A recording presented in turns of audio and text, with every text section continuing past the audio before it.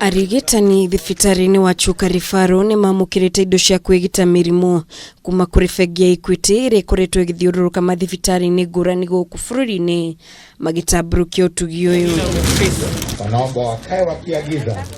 Abithaa ũrĩa ũrũgamĩrĩire rũhonge rwa wendia bengi-inĩ ĩyo Polycarp Gathe augĩte bengi ĩyo nĩ ĩrĩkĩtie kũgũra indo cia mũigana wa ciringi mirioni 237 iria matanyĩte gũkinyĩria thibitarĩ 68.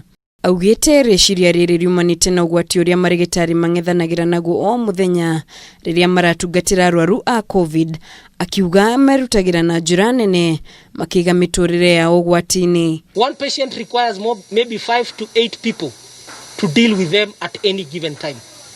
And those 5 to 8 people must be adequately dressed. Igathe athiĩte na mbere na kuga nĩ kwĩima kũnene rĩrĩa marigitari maratungata, akiuga ti ũndũ mũhũthũ gũtinda methaĩte na ningĩ kwaga kuonana na andũ a family ciao amu no nginya mathiĩ keheri-inĩ kwa ihinda rĩigana ũna. They are not very comfortable inside those suits. They have to wear those suits, and I've just been advised recently that they also don't go home. You also have to accommodate them and pay for them to stay in a special place for a few weeks before they see their families.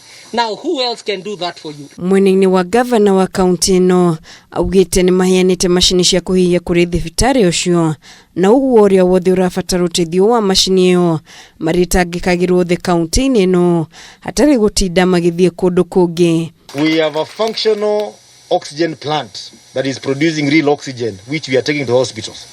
Hiyo ni kumaanisha nobody in this county anaweza kufa kwa sababu kulikuwa na shida ya oxygen katika Tharaka Nithi. Ngĩribotera Kameme TV, njĩtagwo Mũringi wa Ngure.